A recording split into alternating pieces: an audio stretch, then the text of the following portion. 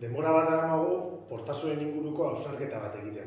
Hausnarketa hori egiteko herritar batzuekin elkartu gara, hausnarketa bat egin dugu eta hausnarketa horretatik proposamen batzuk irten jaku. Hausnarketa hori 3 eremutan oinarritu dugu. Lurraldea, pertsonak eta jarduerak.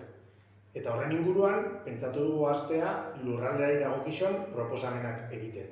Eta horretarako 7 proposamen osatu ditugu, oraindik borradorea direnak, herritarrekin kontrastatu eta aberastu behar ditugunak, 7 eremuetan, 7 proposamen, etorkizunean gehiago etorriko dira, eta proposamen horrek dira, Baloramendi plaza, Saraia eta inguru hori hobetzeko, Erreka inguruko eremu horretan, baita ere Gipuzkoa plaza, Araba ibilbidea, eta baita ere Zarata kentzeko pantailak eskatzea.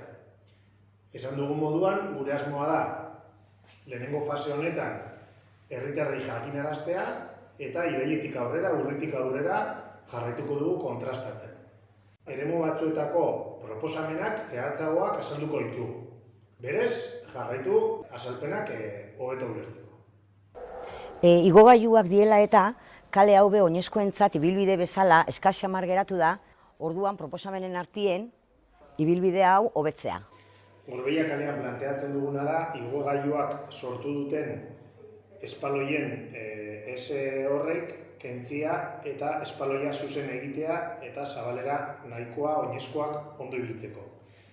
Berdin planteatzen dugu Saraia kalean, arazo berdina daukagulako.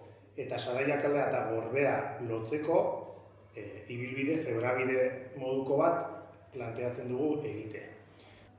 Espaloiak zabaltzeko nahitanahi eskendu behar dien aparkalekuak Bizkaia kalean ipintzea, baterian ipintzea proposatzen dugu. Horrela, dauden aparkaleku kopurua mantenduko litzateke.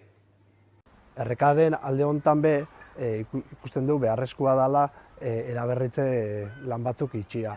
Ba, ikusten danez, espazioa puskatzen hasitza dau, eta nolabait hau atzeko gune hau, hobekuntza batzuk itxia aproposa izango litzake. Aretxabaletak gune estali bat behar du. Ez bakarrik txintxaunak, baita ere, azokak, ekintza kulturalak edo beste gauza batzuk egin ahal izateko. Gipuzkoa plaza izan daiteke leku bat, horlako gune estali bat edukitzeko. Gainera, Portasolendako aukera polit bada jendea erakartzeko eta bizitza onditzeko, Portasoleko bizitza onditzeko.